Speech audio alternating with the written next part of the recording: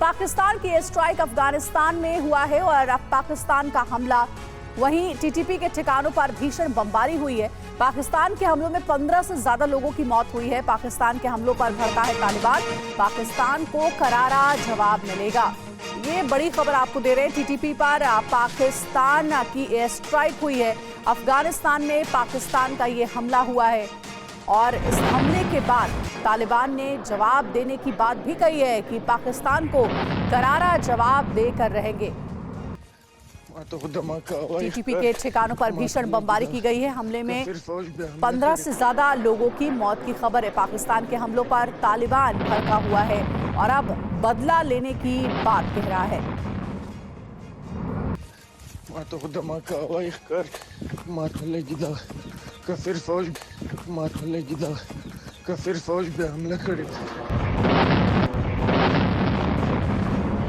देखिए, बहुत बड़ी खबर है ये। तालिबान अब पाकिस्तान से बदला लेकर रहेगा इस हमले का, क्योंकि पाकिस्तान ने किया एयर स्ट्राइक अफगानिस्तान में पाकिस्तान ने ये बड़ा हमला किया है। टीटीपी के ठिकानों पर भीषण बमबारी की गई है पाकिस्तान की ओर से और जानकारी ये भी मिल रही है कि इस हमले में 15 से भी ज्यादा लोगों की मौत हुई है। तो पाकिस्तान का ये हमला हुआ है, अफगानिस्तान में एयर स्ट्राइक की गई है पाकिस्तान की ओर से और इन हमलों के बाद तालिबान पाकिस्तान पर भड़का हुआ है। तालिबान कह रहा है कि पाकिस्तान को करारा जवाब मिलेगा इन हमलों का। देखिए, उस दौरान का वीडियो आपको दिखा रहे हैं जब पाकिस्तान ने अफगानिस्तान में एयर स्ट्राइक की है। 15 से ज्यादा लोगों की इस हमले में मौत हुई है।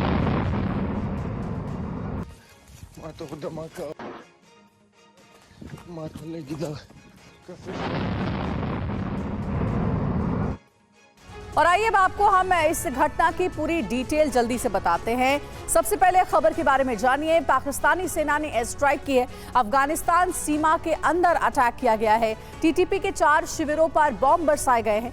बमबारी के बाद कैंपों में लगी आग, कई आतंकियों की मौत की भी खबर है। अब तक 7 आतंकियों के शव बरामद किए गए हैं। हमला आखिर क्यों किया गया है ये भी जानिए। पिछले हफ्ते टीटीपी ने हमला किया था। पाकिस्तानी सेना के 16 जवान हमले में मारे गए। खैबर पख्तूनख्वा प्रांत में सिक्योरिटी पोस्ट पर अटैक हुआ है और अब आगे क्या हो सकता है। पाकिस्तान अफगानिस्तान में अब तनाव बढ़ेगा, टीटीपी कर सकता है और बड़ा हमला। तो देखिए, अभी तक इस पूरे हमले को लेकर के क्या क्या अपडेट सामने आई है, क्या डिटेल सामने आई है, ये हमने आपको बताया है। टीटीपी के कई आतंकियों की मौत हो गई इन हमलों में। बताया जा रहा है कि टीटीपी के कुल 4 कैंपों पर पाकिस्तान ने ये अटैक किया है। पाकिस्तान की एयर स्ट्राइक हुई है।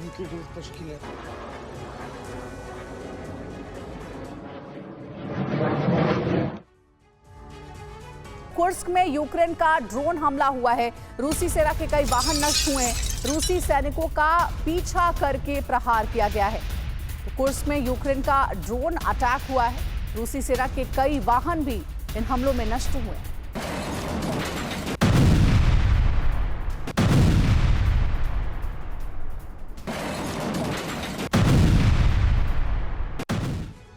रूस यूक्रेन युद्ध एक बार फिर परमाणु जंग में तब्दील हो सकता है। ऐसा इसीलिए क्योंकि पुतिन अपनी पूरी शक्ति लगाकर यूक्रेन पर कब्जा चाहते हैं, जबकि ज़ेलेंस्की अपनी हार टालने के लिए किसी भी हद तक जा सकते हैं। सैनिकों और हथियारों की कमी ने ज़ेलेंस्की की बेचैनी को बढ़ा दिया है और विशेषज्ञ मान रहे हैं कि बौखलाहट और देश को हार से बचाने के लिए यूक्रेन आत्मघाती कदम भी उठा सकता है।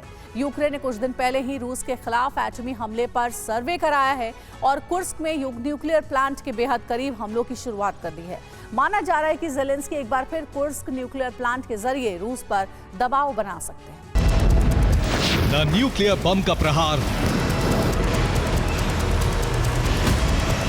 न एटमी वॉरहेड से हमला,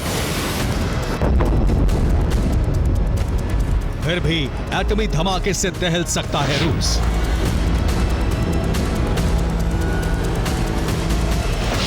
क्योंकि अभी भी कुर्स्क में मौजूद है ज़ेलेंस्की की सेना।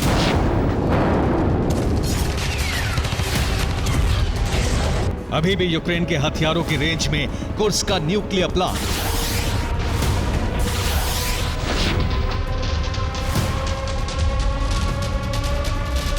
रूस ने कज़ान में हमला किया, ओरियोल में हमला किया, रोस्टोव को भी दहलाया, लेकिन अब कुर्स्क में जिस तरह का हमला हुआ वो एक बड़ा संकेत है।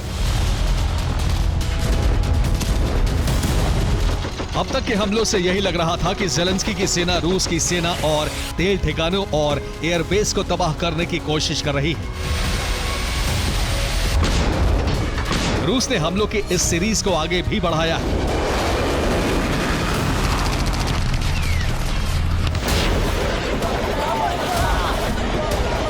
रोस्तोव में यूक्रेन ने मिलेरोवो एयरफील्ड को निशाना बनाया। तातारस्तान में ड्रोन के गोदाम को भस्म कर दिया। लेकिन कुर्स्क में हाइमार्स से जहां हमले हुए वो लोकेशन बेहद अहम है।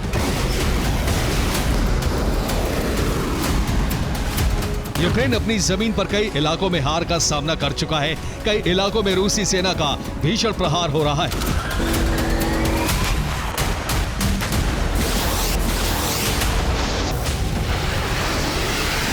लेकिन रूस के एक ऑपरेशन ने ज़ेलेंस्की की नींद उड़ा दी है।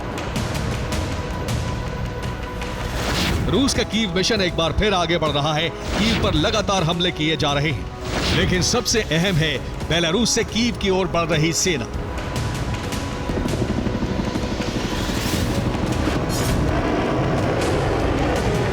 ज़ेलेंस्की के पास मुकाबले के लिए न पर्याप्त सैनिक हैं, न घातक हथियार।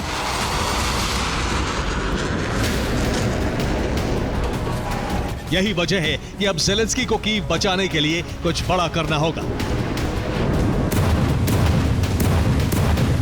और ये रूस में एटमी धमाके से हो सकता है, और इसके लिए न्यूक्लियर पावर प्लांट आसान टारगेट है।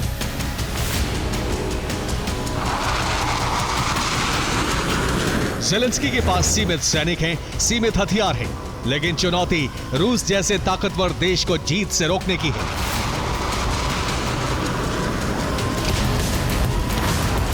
सबसे अहम कुर्स्क की जंग भी है। यूक्रेन किसी भी कीमत पर कुर्स्क को खाली नहीं करना चाहता है। यही वजह है कि अब ज़ेलेंस्की का न्यूक्लियर प्लान एक्टिव हो सकता है। ज़ेलेंस्की ने एक सर्वे भी कराया है।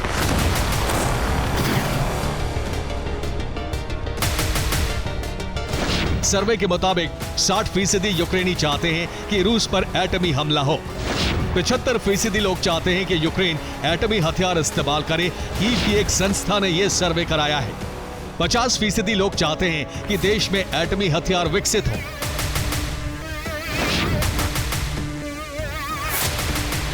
अब सवाल है कि जब यूक्रेन के पास परमाणु हथियार है ही नहीं, फिर ऐसे सर्वे का क्या मतलब?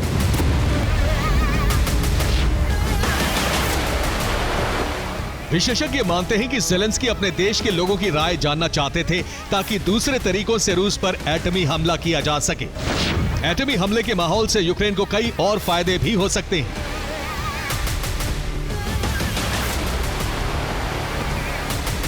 नेटो से दोबारा तेजी से हथियार सप्लाई शुरू हो सकती है। रूस कीव पर हमले और कब्जे का अभियान छेड़ सकता है। रूस सीज़फायर की बातचीत की शर्तों में नरमी ला सकता है।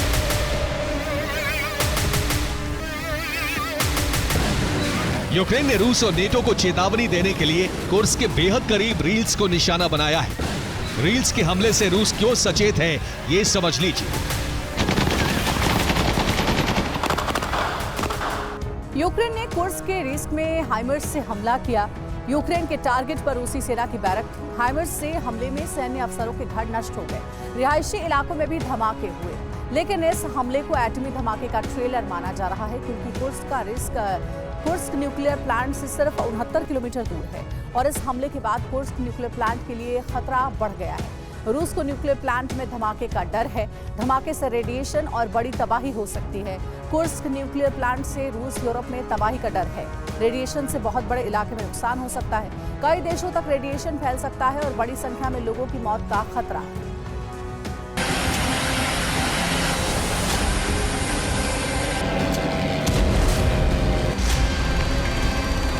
रूस को फिक्र में डालने वाला दूसरा बड़ा हमला रोस्तोव में हुआ।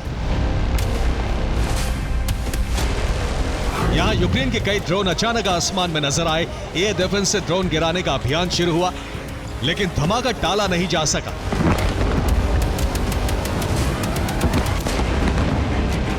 रूस के सबसे बड़े सैन्य ट्रेनिंग ग्राउंड में धमाका हुआ। रोस्तोव के कादामोवस्की में काफी नुकसान हुआ। ट्रेनिंग ग्राउंड के हथियार गोदाम में आग लग गई। रोस्तोव के ही मिलेरोवा एयरफील्ड पर भी हमले की कोशिश हुई। रूस ने यूक्रेनी मिसाइल को गिराने का दावा किया है। पुतिन यूक्रेन के हमले से इसलिए तिलमिला गए हैं क्योंकि कादामोवस्की मिलिट्री ग्राउंड रूस का सबसे बड़ा ट्रेनिंग ग्राउंड है। यहीं से यूक्रेन में सैनिकों की सबसे अधिक सप्लाई होती रही।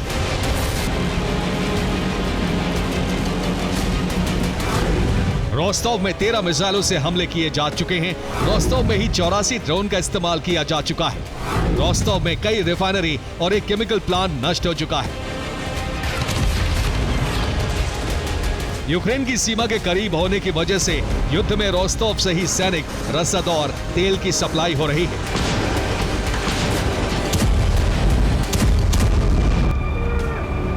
लेकिन अब यहां हर दिन धमाके हो रहे हैं, आग लग रही है, तबाही मच रही है।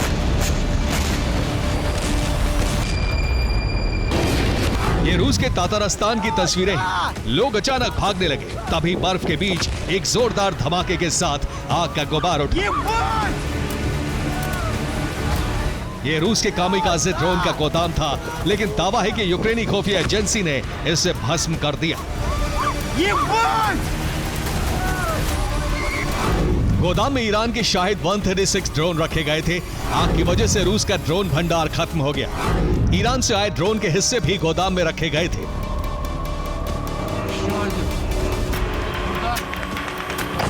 कजान में हमले के बाद ये तातारस्तान में दूसरा बड़ा हमला है। कीव में बड़े हमले के बाद इसे यूक्रेन के बदले का एक्शन माना जा रहा है। लेकिन सबसे अहम ज़ेलेंस्की का कोर्स्क प्लान है।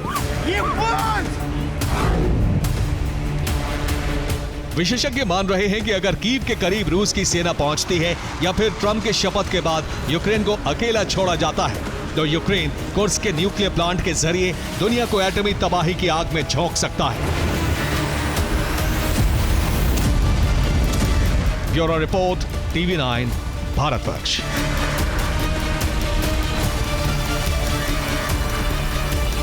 यूक्रेन से युद्ध अभी खत्म नहीं हुआ है, लेकिन पुतिन ने नए टारगेट फिक्स कर लिए हैं। उधर नाटो ने भी लंबी जंग की तैयारी शुरू कर दी है।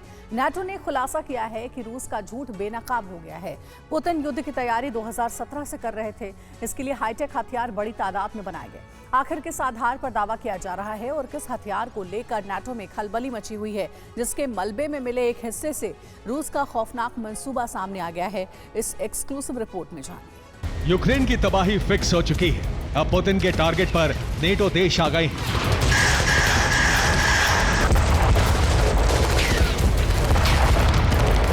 यानी यूरोप में एक ऐसी जंग जल्द शुरू होने का अंदेशा है जो कभी भी न्यूक्लियर युद्ध में बदल सकती है।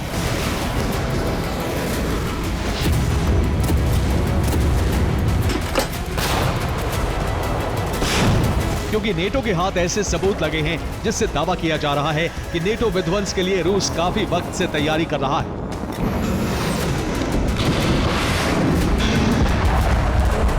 नेटो ने दावा किया है कि रूस सिर्फ यूक्रेन तक युद्ध सीमित नहीं रखना चाहता, बल्कि वो आगे दूसरे नेटो देशों पर भी हमला करेगा। रूस इसके लिए साल 2017 या उससे पहले से ही तैयारी कर रहा था। उसने इसके लिए विध्वंसक हथियार बनाने शुरू कर दिए थे। यही वो सबूत है जिसके आधार पर नेटो ने दावा किया है कि ये ऑरिस्टिक बैलिस्टिक मिसाइल का ही एक हिस्सा है। रूस ने 21 नवंबर को नीप्रो पर ऑरिस्टिक से हमला किया था। तभी यूक्रेन ने ऑरिस्टिक के मलबे को इकट्ठा करके नेटो को सौंप दिया।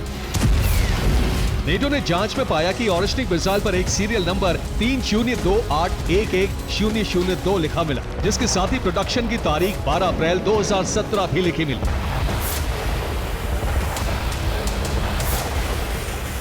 नेटो ने दावा किया कि ऑरिस्टिक को 7 साल पहले बनाया गया था, जिसका इस्तेमाल अब किया गया है।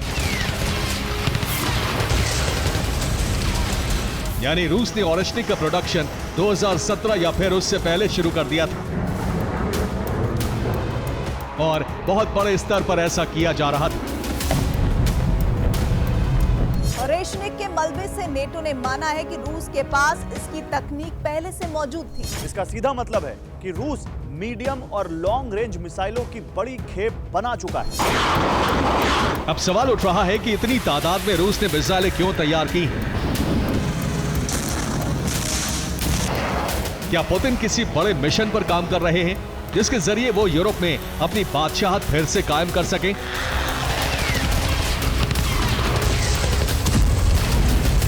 पुतिन के मंसूबे को देखते हुए नेटो भी तैयारी में जुट गया है, क्योंकि एक दिन पहले ही पुतिन ने धमकी दी थी, हम अपनी मिसाइलों का इस्तेमाल कीव के उन सहयोगियों पर भी कर सकते हैं जो यूक्रेन को युद्ध में बनाए रखने के लिए सैन्य मदद पहुंचा रहे हैं। जाहिर है यह धमकी पश्चिमी देशों को दी गई, क्योंकि नेटो से ही सबसे ज्यादा हथियार यूक्रेन को मिल रहे हैं। इसको भांपते हुए जर्मनी के रक्षा मंत्री ने अंदेशा जताते हुए कहा है, व्लादिमीर पुतिन तीसरे विश्व युद्ध को भड़काकर यूरोप पर हमला कर सकते हैं। ऐसे में जर्मन सेना को युद्ध के लिए तैयार रहने की जरूरत है, जिसका मतलब है अधिक खर्च।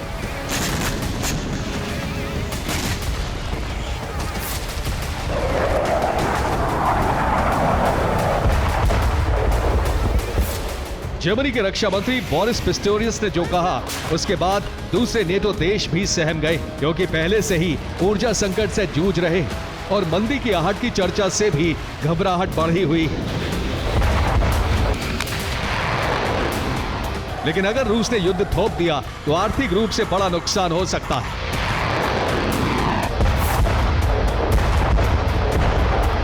दूसरी तरफ पोलैंड भी चौकन्ना हो गया है। वो लगातार बेलारूस बॉर्डर और बाल्टिक सागर पर निगरानी रख रहा है। उसने कैलिनिनग्राद बॉर्डर और सुवाल्की कॉरिडोर पर भी तैनाती बढ़ा दी है। पोलैंड से एक यूएस टोही ड्रोन ने उड़ान भरी, जो पोलैंड से लिथुआनिया होते हुए कैलिनिनग्राद के पास तक पहुंचा। RQ-4B global hoc strategic drone ने 23 दिसंबर को उड़ान भरी थी। वो हवा में करीब 17 घंटे तक रहा।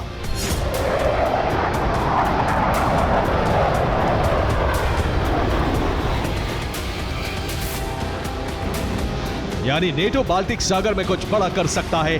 हो सकता है रूस के न्यूक्लियर बेस कैलिनिनग्राद पर भी हमला कर दे। रूस ने दावा किया है कि ग्लोबल हॉक 23 जून को काला सागर में ड्यूटी पर था, तब सेवेस्तोपोल पर यूक्रेन ने बड़ा हमला किया था। और अब ग्लोबल हॉक बाल्टिक सागर में एयर पैट्रोलिंग कर रहा है, यानी नेटो कैलिनिनग्राद पर अटैक कर सकता है।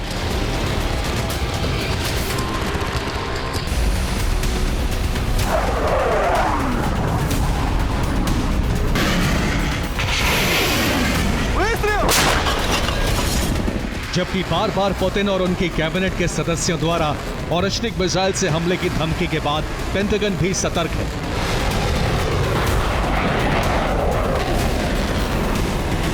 अब अमेरिका ने टेस्टिंग के बाद F-15 की नई खेप उतार दी है। ये उसी का वीडियो है।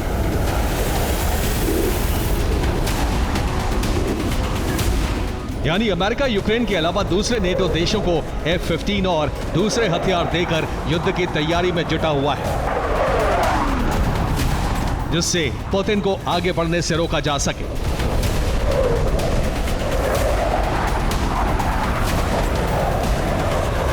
जबकि यूक्रेन को भी लंबे युद्ध के लिए तैयार किया जा रहा है, जिससे रूस यूक्रेन तक ही सीमित रहे। इसके लिए यूक्रेन को अमेरिका से मिसाइल प्रोडक्शन की तकनीक दी जा रही है। अब यूक्रेन मॉस्को तक हमला करने में सक्षम मिसाइलें बनाने की तैयारी में है। यूक्रेन ट्रेम्बिटा मिसाइल बनाने जा रहा है, जिसकी स्पीड 400 किलोमीटर प्रति घंटे और रेंज 200 किलोमीटर है। इसका प्रोडक्शन करने के लिए उसे तकनीक नेटो के सदस्य देशों से मिल चुकी है।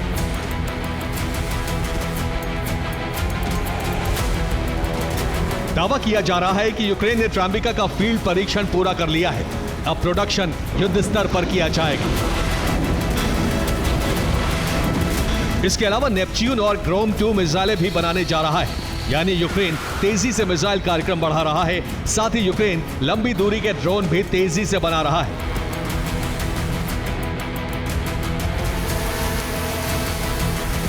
यूक्रेन एक साल में 3000 से ज्यादा ड्रोन बनाने जा रहा है, जबकि 10 अलग अलग मिसाइलों पर काम कर रहा है,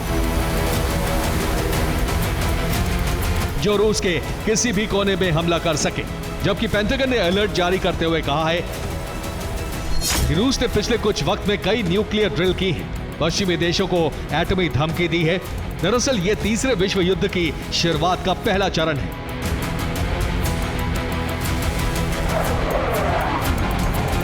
यानी अमेरिका को भी अंदाजा है कि रूस कभी भी पश्चिमी देशों पर हमला कर सकता है। वो सिर्फ यूक्रेन के खात्मे का इंतजार कर रहा है। इसके बाद उसके अगले टारगेट फिक्स हैं। अगर नेटो बीच में आया तो रूस परमाणु हथियारों का इस्तेमाल भी कर सकता है।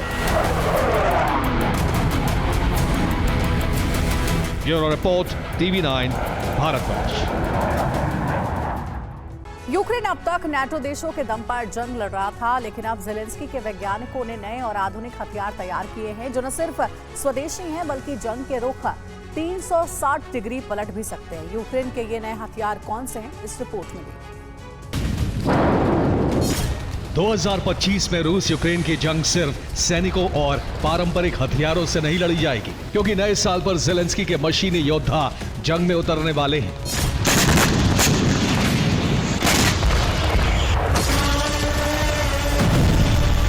दो 2025 में यूक्रेन 2 रोबो हथियारों से जंग लड़ने वाला है।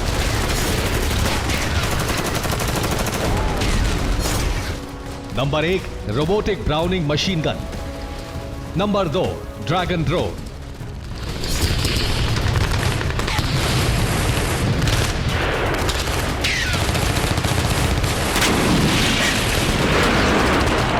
वीडियो में नजर आ रहा यह यूक्रेन का सबसे नया और आधुनिक रोबोटिक ब्राउनिंग मशीन गन है, जिसे चलाने के लिए किसी सैनिक की जरूरत नहीं होती। यूक्रेनी वैज्ञानिकों ने इसे एक रोबोट पर फिट किया है जो देखने में एक टैंक की तरह नजर आता है। इसे वॉर ग्राउंड से कई किलोमीटर दूर बैठा यूक्रेन का जवान कंट्रोल करता है। सिर्फ इतना ही नहीं, यूक्रेन ने एक नया और आधुनिक ड्रैगन ड्रोन भी तैयार किया है। इसे कुछ मोर्चों पर जंग लड़ते हुए भी देखा गया है। जरा देखिए कैसे ये ड्रोन मुंह से थर्माइट उगल रहा है। दावा है कि इसकी चपेट में आकर लोहा भी पिघल जाता है।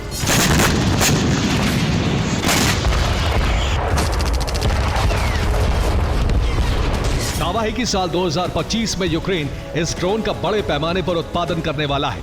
सिर्फ इतना ही नहीं, ज़ेलेंस्की इसे कुर्स्क तक भेजने की तैयारी में है। यूक्रेन ने बेहद खास तरह की ड्रोन मिसाइलें भी तैयार की हैं। जी हां, सही सुना आपने, मिसाइल ड्रोन।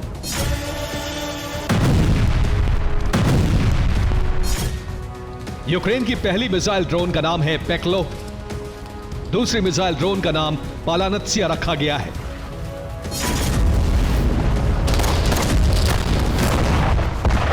पेक्लो और पालानत्सिया यूक्रेन का बेहद खास हथियार है। दरअसल ये दिखती किसी क्रूज मिसाइल की तरह है, लेकिन काम एक ड्रोन की तरह करता है। पालानत्सिया की बात करें तो इसकी लंबाई करीब 15 फीट है, वहीं इसकी रफ्तार 500 किलोमीटर प्रति घंटे है। यूक्रेन इसकी रेंज 700 किलोमीटर होने का दावा करता है। यह 20 किलो से 50 किलो तक वॉरहेड लेकर जाने में सक्षम है। 2025 में ज़ेलेंस्की ने ऐसी 3000 ड्रोन मिसाइल तैयार करने का फैसला किया है। एक तरफ ज़ेलेंस्की नए हथियार जंग में लेकर आने वाले हैं, वहीं नए ट्रेन सैनिकों की टुकड़ी भी यूक्रेन जंग में लड़ने के लिए तैयार है। इन सैनिकों को खास तौर पर पोलैंड में ट्रेनिंग दी गई है। ज़ेलेंस्की की तैयारियों से साफ है कि 2025 में रूस के लिए यूक्रेन में लड़ना बेहद मुश्किल होने वाला है। Bureau report, TV9, Bharatvarsh. Syria के बाद मिस्र में भी हालात काबू से बाहर होते जा रहे हैं। राष्ट्रपति अब्देल फतेह के खिलाफ लोग अब सड़क पर उतर आए हैं। इस बीच इजरायल मौके की तलाश में है। अगर तख्ता पलट हुआ तो सीरिया की तरह इजिप्ट में इजरायल विस्तार कर सकता है, जबकि इजरायल के मंसूबे पर तुर्की ने धमकी दे डाली है और सीरिया को लेकर दोनों के बीच युद्ध जैसी स्थिति कभी भी बन सकती है।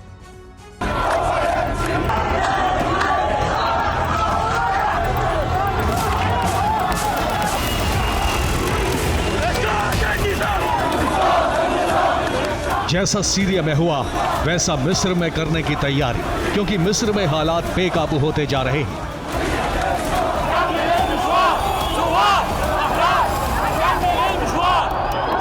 मिस्र की राजधानी काहिरा में बड़े स्तर पर विरोध प्रदर्शन शुरू हो गए हैं।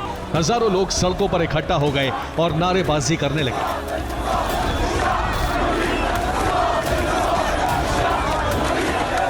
प्रदर्शनकारियों ने सड़कों पर लगे मिस्र के राष्ट्रपति अब्देल फतेह अल सीसी के पोस्टर फाड़ डाले और सड़क जाम करके गुस्सा निकाला।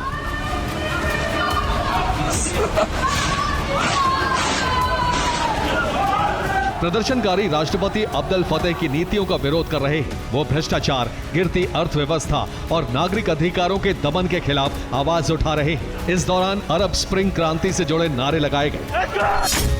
2013 में मोहम्मद मुर्सी का तख्ता पलटकर अब्देल फतेह अल सीसी राष्ट्रपति बने थे। इससे पहले वो सेना के कमांडर इन चीफ थे। वो पिछले 11 साल से मिस्र की सत्ता संभाल रहे हैं, लेकिन उनके खिलाफ मिस्र के लोगों में आक्रोश पैदा हो गया है। साल 2019 में भी इसी तरह का विरोध प्रदर्शन हुआ था, जिसे उन्होंने दबा दिया था। लेकिन अब फिर से उनके खिलाफ विरोध प्रदर्शन शुरू हो गया है। कहा जा रहा है इसके पीछे इजराइल है, जो सीरिया की तरह तख्ता पलट कराकर ग्रेटर इजराइल का मंसूबा पूरा करना चाहता है।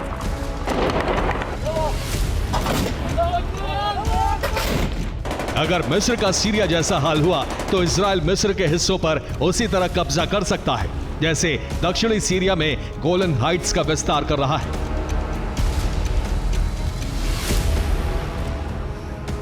इजराइल की मदद के लिए अमेरिका ने अतिरिक्त फोर्स सीरिया भेजी है, जिसे लेकर तुर्की भड़क गया है। तुर्की के राष्ट्रपति एर्दोआन ने धमकी दी है, अभी या कुछ वक्त में इजराइल को सीरिया से जाना पड़ेगा, कब्जा किया इलाका खाली करना पड़ेगा।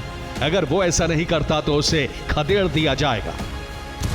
दरअसल तुर्की इजराइल को धमकाकर सीरिया की अंतरिम सरकार का हितैषी बनने की कोशिश में है, जिससे उत्तरी सीरिया में कुर्द लड़ाकों का खात्मा किया जा सके और वहां तुर्की अपना कब्जा जमा सके।